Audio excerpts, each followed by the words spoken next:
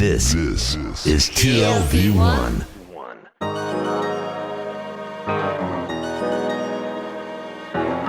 The Tel Aviv Review. Hello and welcome to the Tel Aviv Review. I'm your co-hostess, Dalia Shenlin. And I'm your co-host, Gilad Halpern. Every week we bring you conversations with authors about their books and research and other things that we like. If you like us, please consider becoming a Patreon supporter by going to our homepage, that is tlv1.fm/Tel Aviv Review, all in one word. Scroll to the bottom and click a big red button that says Patreon. Click on it and support us. We are counting on you. This episode is sponsored by the Israel office of the Konrad Adenauer Foundation. It's part of our series on democracy, populism, and authoritarian trends around the world. Our guest today is the person who knows just what to do about those authoritarian trends.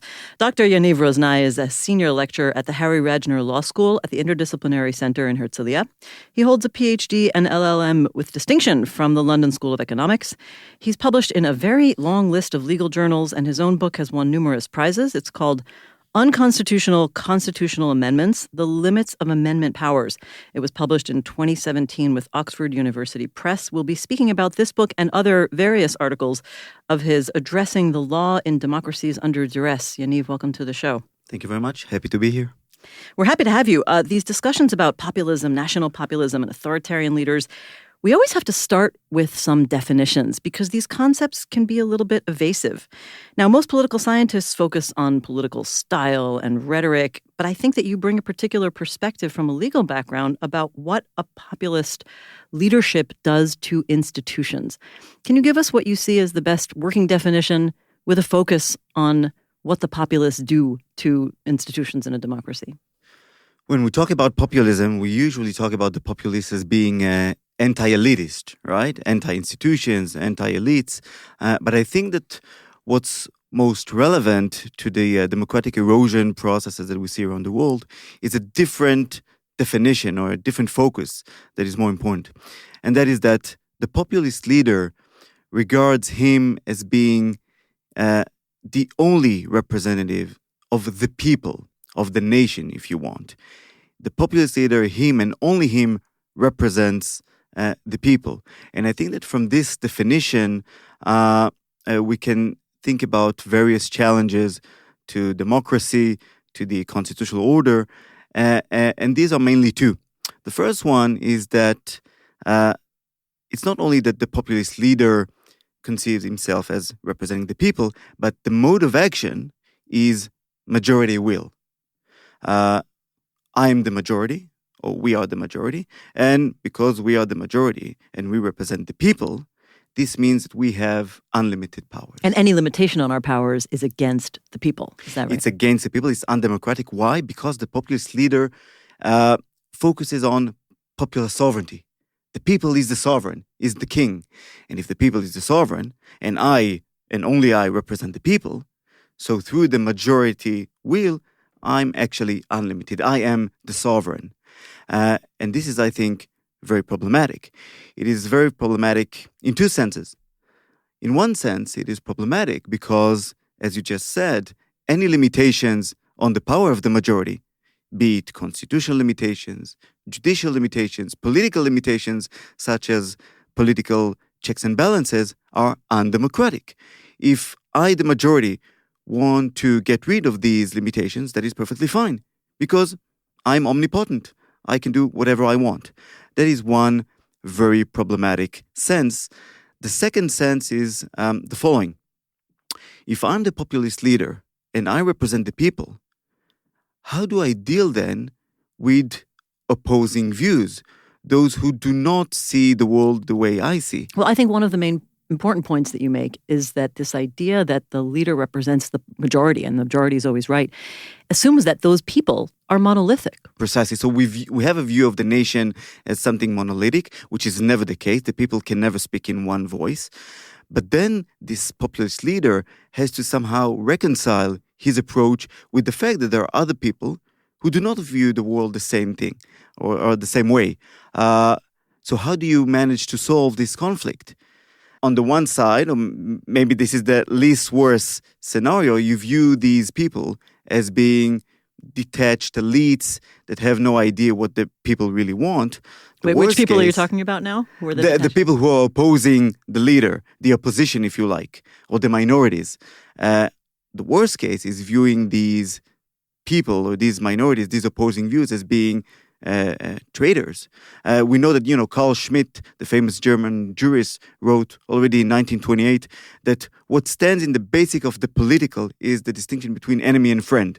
And this is the mode of action of the populist leader. It's always we against them. So you always need to find, or if not, then invent an enemy so you can be the sole representative of the people. Yeah, but the enemy against friend distinction is not necessarily the people like inside the same political unit, right? And I'm trying to understand what is it that so recently we've started seeing these trends pitting the people, as it were, versus the elites. When did they two become antithetical? Because in like the more, say, mainstream democratic idea, there are different strands within a certain society working together for the same goal. How did it become so divided? So you just emphasized, I think, the most important thing. Nowadays, the populist is anti-pluralist.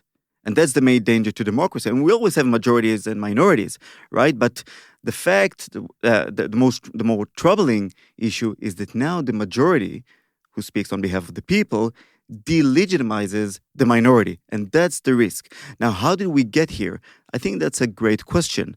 There are, I assume, multiple explanations.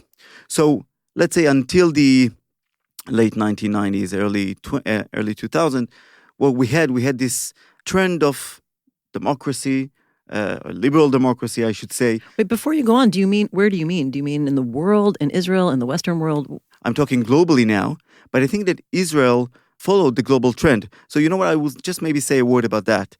I assume that many of the people who listen to us know about the constitutional revolution, and if not, I'll say a word about that. What happened is that in the early 1990s, the Israeli parliament, the Knesset, enacted two basic laws on human rights, giving fundamental rights for the first time a constitutional status. So the Knesset was no longer unlimited in its powers. It could no longer enact anything it wishes, but it is bound and limited by certain fundamental rights, the right to life, human dignity, privacy, etc. But again, this maneuver in Israel was not detached from what we saw around the world. So we had new liberal democracies in Central and Eastern Europe. We had this wave of democracy in Latin America and in Africa, and Israel simply could not stay behind. And do you think that they were influencing one another? Yes, without a doubt. So Amnon Rubinstein, in some of the articles he has written, Amnon Rubinstein, who was a professor of constitutional, but also the initiator of these two basic laws on human rights. He was also a lawmaker at the time. Yes, he was a parliament member at the time. He says, and he tells in his writings, that he took the parliament members, the Knesset members, to Europe to see how these constitutional courts act, etc. So Israel could not stay behind. And I think 1991 is also a year where the Israeli government, a Likud government, ratified two very important conventions, a covenant on human rights. The two most important conventions on human rights were ratified in 1991. So we had a similar trend, I think, in the early 90s in Israel. And it was bipartisan in a way. Yes, so what's unique maybe, I don't know if unique, but that's the way it should be, that the two basic laws on human rights were actually enacted by both the opposition and the coalition at the time.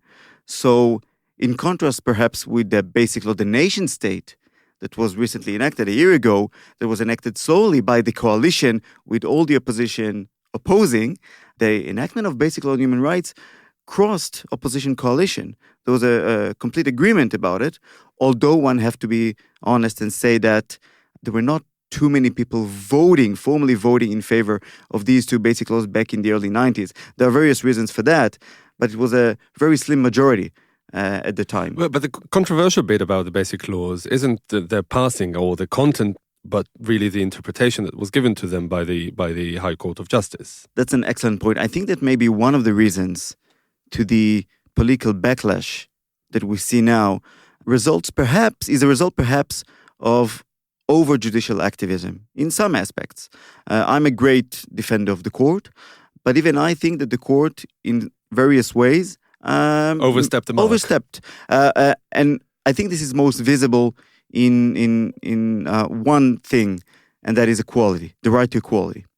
So the right to equality was never constituted as a constitutional right in Israel, and this was intentionally.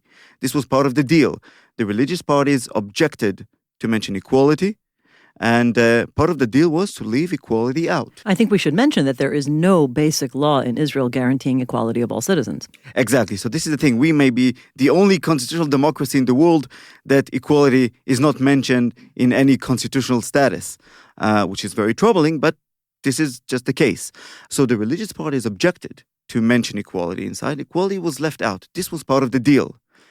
Nonetheless, about a decade after the basic laws were enacted, the High Court of Justice said that what's human dignity without equality? If I'm being discriminated based upon, let's say, religion or nationality or gender, then this infringes my dignity. Well, here's why I want to challenge you on your critique of the court overstepping its bounds, particularly on the issue of equality. Isn't it the case that the court has been particularly activist in Israel specifically to make up for missing pieces in the Israeli constitutional order, like the lack of a formal, cohesive written constitution and formal constitutional anchors for equality? And in that case, isn't the criticism that the court has gone overboard a little bit unbalanced? That's great. Yeah, I think that the court stepped into a vacuum that the political branches left in many ways. That is certainly the case.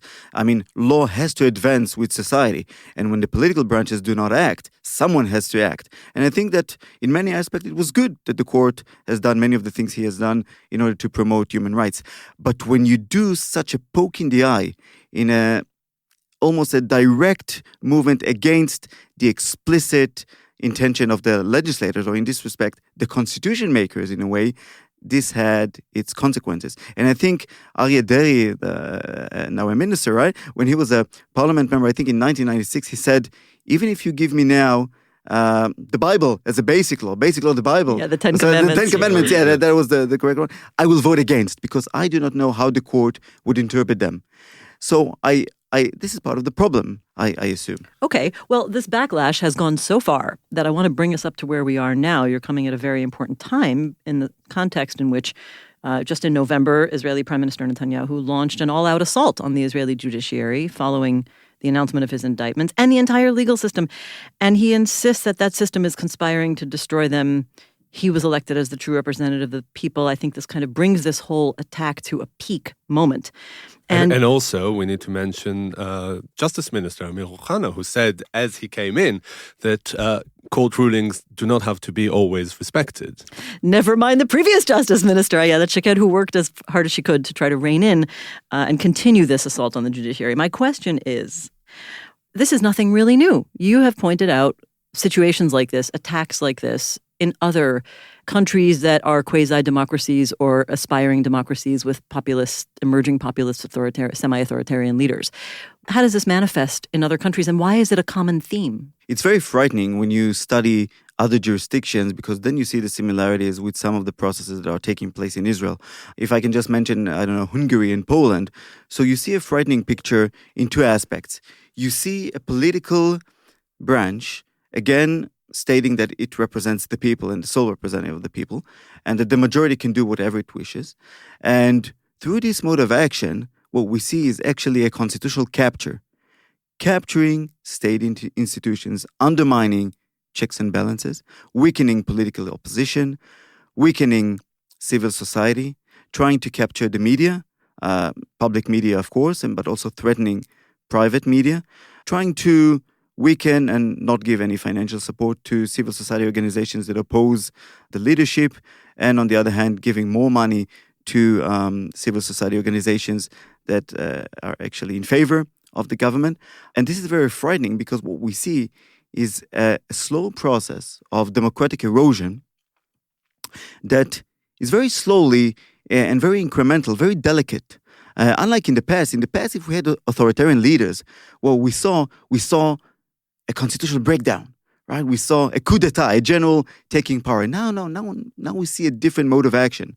What we see now are leaders that are elected democratically use legal and democratic tools to slowly but surely undermine the democratic order. through the Constitution, through this constitutional capture? Through constitutional amendments, as in Hungary.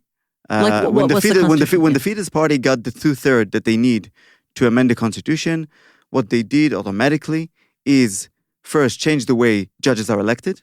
So now the government can control the constitutional court. In Poland, we saw another thing. We saw the decrease of the age by which judges are no longer retire, the retirement age of judges. So if you decrease it, let's say from 70 to 62, automatically you get rid of the top strata, and then you can put as many judges as you want. Pack the court. Pack the court, exactly, court packing or capture the court. So we see this. We see this in Hungary. We see this in Poland. And together with capturing the courts, we see also threatening of journalists, trying to take over the media. And this is all in all frightening because these processes are very slowly, they're very delicate, they're incremental. If you look at any of these stages on its own, you can say, oh, this is very legitimate. What you call democratic backsliding. Exactly, backsliding or erosion. Or what you also call the debunking of the frog in the boiling water myth. Can you tell us what that means? So there is a myth, apparently not very true scientifically, but there is so if you put a frog in already boiling water, the frog will automatically jump. But if you put the frog in cold water and then slowly but surely try to start warming the water, then the frog can no longer jump. It is weakened and then it dies. So the same with democracy. Slowly, if an alien would now come to any of these countries, Hungary or Poland or others, if you're a foreigner, a tourist, things look perfectly normal because there are no tanks in the street. But if you study the processes that are taking place, and if you look at it in an aggregated manner, you need to look at the full picture, then you see a true erosion in democracy. Okay, so then I'd like to ask you, who's in more dire straits? Because on one hand, places like Hungary and Poland, at the end of the day, they have a written constitution. I mean, there's like when something is unconstitutional, it is undeniably so. In Israel, however, there's like a partial constitution. Its status is always, being negotiated Contested, and contested, controversial. And I mean, sometimes when judges say this thing is unconstitutional, I just go back and say, wait, why is it unconstitutional? Where does it say that it's unconstitutional? But Israel has a longer and perhaps more robust tradition of the rule of law and, similar things. Which do you think would prevail? Who would collapse first? Okay, I think that's an excellent point. And I think Israel is a more challenging case in two aspects. The first aspect, we don't have a complete rigid constitution, right? We don't have one document that's entitled the Constitution. We do have these basic laws that function as a constitution. They have a constitutional status. And if there's an ordinary law that violates them, the court can declare such a law as unconstitutional. The problem is that these basic laws are extremely, extremely flexible. Basic law human dignity, which is basically our Bill of Rights, can be amended by a majority of 2 versus 1. A simple majority. Not only that, it can be amended in one day, in a single day. There are not enough checks and balances during the legislative process. So basically, the executive, our government, that practically controls the legislator, can do anything it wishes in a day. So, the last Knesset, the last really functioning Knesset, amended our basic laws 14 times. 14 times. Try to go to an American citizen, tell him, we just amended the Constitution 14 times in one term. And yet the reigning kind of rallying cry of the right is that the court is too activist, but nobody talks about how the legislature or the executive may be too constitutionally activist. Exactly. Those who cry all the time, this is undemocratic because the court interferes with the governance, I think they're barking on the wrong tree. Because in many senses, it is the executive, it is our government that is taking away popular sovereignty. The Knesset is no longer really our main branch that represents the people. And that is, I think, highly problematic. So we've said that this is one problem, the over-flexibility. I think that the second problem that puts Israel in a unique situation compared to other countries in Europe is that there are no vertical checks and balances. So we have no federal provinces or states like in the US, right? But also, if you look up, above the High Court of Justice, there's nothing. So in Europe, if you're a European country, you're part of the Council of Europe. And then you're also bound by the European Court of Human Rights. So let's say a British citizen can go to Strasbourg, to the European Court of Human Rights, against the actions of his own country.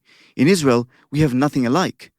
And I think the fact that the executive controls the legislator, but then there are no other limitations on the legislative powers, that shows the necessity of the court and why it is so important to maintain these powers of the court. It's funny that you say that about the British citizen in Strasbourg, because part of the reasoning of the populist far right in Britain in support of Brexit is not to have that ability anymore to go elsewhere and have, There's a backlash against those limitations as well. Yes, I'll say just two things about the UK. I mean, one, Brexit obviously has nothing to do with the Council of Europe. It has to do with, the European Union. But the Council in Europe and the European Court of Human Rights will still be there. Oh, it's two separate institutions. But I'm sure that the average British citizen is not really aware of all the institutional divisions. So maybe I shouldn't mention it because don't make we'll have it worse. a second Brexit. So this is one thing. The second thing, so we have in the UK, we have the Human Rights Act, the 1998 Human Rights Act, right? Basically incorporating the European Convention on Human Rights into British law. But what's interesting is that the court in UK, in contrast with the Israeli High Court, so the court can declare laws as incompatible with the European Convention on Human Rights, but it cannot invalidate laws. But in the UK, such a declaration has a meaning. When the court in UK says this is incompatible, the British gentlemen in Parliament react accordingly and change the laws.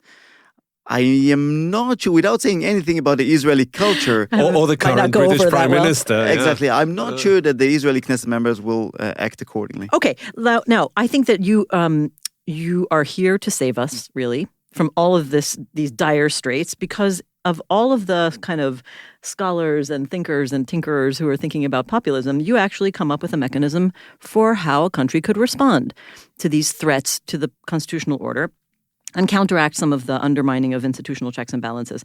Tell us about the doctrine of constitutional amendments. I'm going to call it UCA for short, which is what your book is about. Yeah, I'll talk briefly about it, and I'll talk about how it may assist. I may have exaggerated the savior element. Exactly. So I'll also talk about some of the limitations. So the UCA doctrine, in short, means that certain constitutional principles, values, rules, or institutions are so fundamental to the constitutional order that they are beyond the reach of even the constitutional amendment power.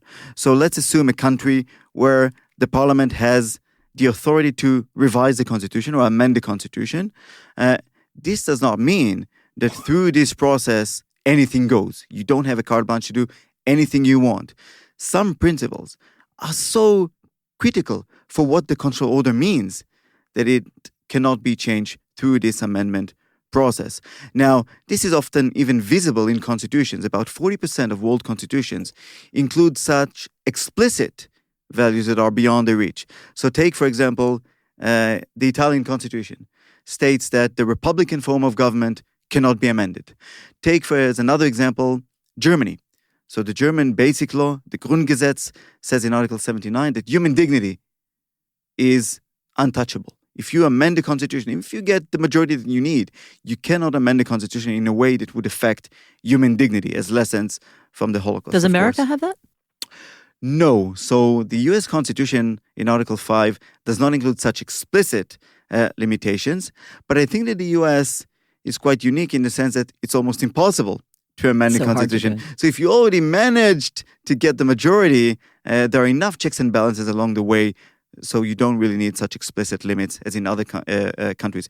You basically need such limitations when you have a relatively flexible amendment procedure. And so what is the mechanism by which a country facing these populist threats can say, who is supposed to be responsible for ruling that an attempt to undermine the constitutional order is actually unconstitutional? Great. So if you have in the Constitution such an explicit provision, like I mentioned earlier, 40% of world constitutions include such a provision, then it's fairly easy for a court to say, wait, this particular amendment undermines, let's say, judicial independence or the basic principles of democracy, and I will declare this amendment as unconstitutional and void and will try to stop it. But what do you do? The more troubling case is, what do you do if the Constitution is silent about this scenario? Does this mean that anything goes?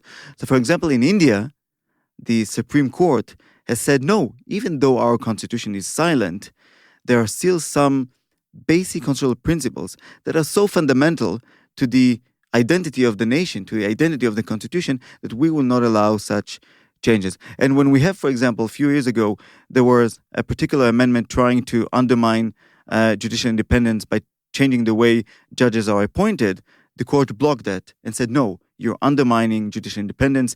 This is a basic feature of our Constitution, and we will not allow you to do that. But then it goes back to the discretion and the interventionist tendencies of the judges, and it brings us to the same point of the people versus the judges, being at loggerheads.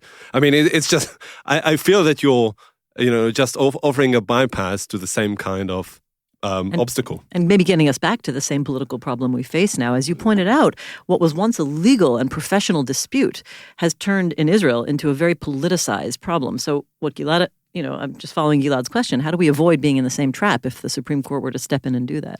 Exactly. So that's great. So I'll leave Israel to the end because it's a bit more tricky. But that's a great point. So first, I think that when courts engage in such an exercise of reviewing not only ordinary legislation, but constitutional legislation, they must be very restrained.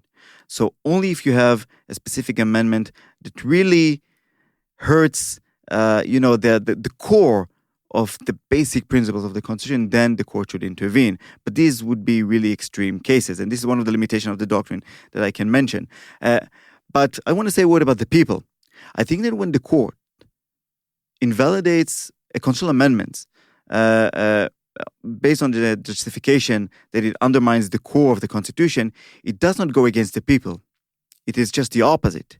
What it does, it protects the real people's will against a particular political, momentary, if you want, majoritarian will. So if now the majority in Hungary, the two-thirds majority of this moment wants to make a crucial change in the Constitution, this does not necessarily represents the people. Representing the people's will is a difficult question. What is the people will? I think that the people, what the people want should not be measured in a particular moment. This is the majority, so we represent the people. It is, if you want, a supra-generational, more supra-temporal understanding of the people. We, the people, is not what we want now in this very moment. It is what perhaps our parents wants or what our children would want. This is why we make this distinction in constitutional theory between a constitution moment or constitutional making and ordinary political making. Political making is short interests. What is good for me now? When you write a constitution or when you change a constitution, you need to consider long-term considerations. I think this is one of the most fascinating points about your attempt to respond to the charge that the leader represents the people and the judicial authorities are against the people somehow, because you're saying the people is actually represented by our constitutional principles. And I have to just mention the beginning of your book, actually the very beginning of your book, in fact, the cover of your book, which you've chosen carefully. It's a picture painted by Richard Westall in 1812, representing a scene of the sword of Damocles. And you're saying the king represents the tyrant, and the sword represents the people coming to place a check and balance on the tyrant. But I don't think the people in Israel see it that way. And maybe not Orban supporters and maybe not Trump supporters either. So how do you convince them that actually the constitutional principles and the court representing them is the true collective extratemporal people, which I think is a fascinating concept. It's like a deeper understanding of our identity than the 25% who elected Netanyahu. But how do you convince them of that?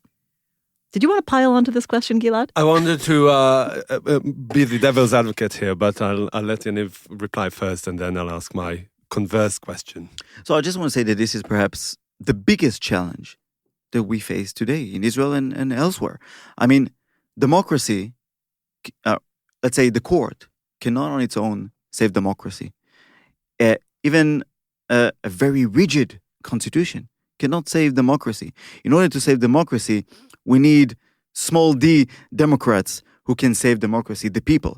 So I think that our biggest challenge now, the challenge for our court, for the Israeli court, for the scholars in Israel, is to bring this notion to the people so that the people can understand how the court actually represents their interests and is in their favor. And this is the biggest challenge. I mean, we mentioned UK. There was a big case recently in the UK, right? Decision that the prorogation of parliament was illegal. And the British people opened television and they saw the president or the Chief Justice of the Supreme Court announcing the case, explaining, we are lacking this accessibility to the court. If the court can be more accessible to the people, come closer to the people, I think this would have a big effect trying to, in helping the people understand why the court, in many senses, is in their favor. But what happens, and here I'm being the devil's advocate, that sometimes, society develops, moves on, right? There are some elements in a constitution that might become dated at some point. I'm thinking about the Second Amendment in the United States. Totally dated. Scrap that amendment. Exactly. I'm putting it on record. That happens. And if, like, as you say about some elements in the constitution that they are immovable, what do you do then when you actually want to amend the constitution, and not just to satisfy the will of the people, as it were, whether you're populist or not, but for actual, progressive reasons Exactly. So I think that also here, the court has an important role to play. Take the French constitution, for example, that protects the republican form of government, right? So the original understanding of that was, we don't want a king, right? But nowadays, what Republican means for the French constitutional order is something much more advanced, much wider. And here the court has an important role to play because the court can interpret these unchangeable or unamendable principles in a way that actually allows progression, allows advancement. And this is one thing. And the second point is that this doctrine of UCA is not meant to block the people. The people can always change the constitution. What the doctrine does, the doctrine blocks the delegated political authorities that attempt to speak on behalf of the people. Let's take the Israeli case. If the Knesset members now say, we want to change the basic law, so Israel will no longer be a democracy, or will no longer be a Jewish state. Excuse me, I have not entrusted the Knesset members the authority to do so. You as a citizen, you're saying? I'm as a citizen. We, the people, have not given the Knesset members the power to decide that Israel is no longer a democracy. You want to decide that? I'm not saying it's impossible, but please go back to the people. Try to make a process that would be deliberative process, inclusive and time-consuming, to make sure that this is not just something that the very majority in this moment wants. More like a referendum or something. So a referendum is not a referendum is the opposite of timely. Exactly, the opposite of a referendum. Yeah. Imagine you had some kind of process that includes 2 or 3 referendums, but which would take time. And in between, you ensure that the parliament actually dissolves and go to elections. Well, now it's not a good case. We could have elections every 3 months, but let's say you make sure that there's some another period of elections in between, and then the process continues and then being ratified. But in a process that takes several years, making sure that this is really what the people want, then I can accept it. Because we can make sure that this somehow corresponds with the deeper will of the people. But if now we have a referendum, and now we have 51% saying, yes, we no longer want democracy, is this really this one moment in time, these particular people have decided that? Exactly. Is this really a reflection of the people? I think not. Well, I mean, I think that I want to start to wrap up with a question that I think is fundamental, both in Israel and some of the other societies. The idea that there should be inviolable principles of an amendment requires people to understand that everything the government is there to do is to advance shared public interests. And you point out that the populist leaders are characterized by trying to exploit their short time in office to advance purely partisan interests. And I guess the question on both the immediate governmental level of the populist authoritarian leader and the bigger constitutional question is, do we have any more shared interests in these sort of democratic countries that are edging towards populism? In Israel, do we have anything that are nonpartisan or bipartisan or shared values that we can embrace as a constitutional anchor? The problem is that the populist leader intentionally tries to make these divisions and separations between the society. So the populist leader wants to go against shared values. There are only one set of values, the ones I want to advance. And if you don't see the same way, then you're being an enemy or an outsider or something like that. I want to talk for a minute here about basic law, the nation state, because I think this is crucial for this point. So Israel is a Jewish and democratic state. This is explicitly stated in the basic laws on human rights. This is also the implicit reading of our Declaration of Independence. Which does not mention democracy, by the way. That's why I said implicitly. Because if you read the principles, it's quite obvious it's democracy. If you go way back to Resolution 181 of the United Nations, otherwise known as the Partition Plan. The Partition Plan, it is stated explicitly that the country would adopt a democratic constitution. So there is no doubt we talk about a democratic constitution. But why, in the basic law, Israel as the nation state of the Jewish people, the Declaration of Independence is not mentioned? Why is it not mentioned that Israel is a Jewish and democratic state? I will say why, and this is my understanding, why I think these provisions were left out. We had about 62 Knesset members voting in favor of the basic law nation state. If the basic law included such provisions concerning Declaration of Independence and Israel being a Jewish and democratic state, then we would have about 80 or even more than 80 Knesset members voting in favor. And for the Likud and for Netanyahu, this was a problem. Because the entire process was to show how the center and left wing are anti-nationalist, how they don't want to see Israel as the nation state, just for propaganda reasons. Netanyahu and the Likud, I argue, had no intention of having a supermajority, overwhelming vote in support of basic law, the nation state, because this goes against the populist mode of action. Or of beefing up the Israeli constitution. Yes, there's no intention. Only we, the coalition, we are in favor of Israel being the nation state. They, the center and the left, they're not in favor of that. Because they depend on that internal enemy for political purposes. Exactly. And this is a shame, I think. What a shame it is. All right, Dr. Yaniv Roznai, Senior Lecturer in Law at the IDC Herzliya. Thank you very much for coming in today. Thank you for inviting me. And big thanks to Gizem Ozdemir, our sound engineer, and to Itai Shalem and Georgia Foscarini, our producers, as well as the Israel office of the Konrad Adenauer Foundation for sponsoring this series. And now we have a request. Many or most of you listen to us on the Apple Podcasts app, and please consider writing us a review. You know exactly how to do it. You can support us by going to our website, that's tlv1.fm/Tel Aviv Review, and subscribing onto our Patreon campaign. Check out our archive. It has over 500 interviews. And if you like what we do here, you can also like us on Facebook. Our page is called the Tel Aviv Review Ideas from Israel.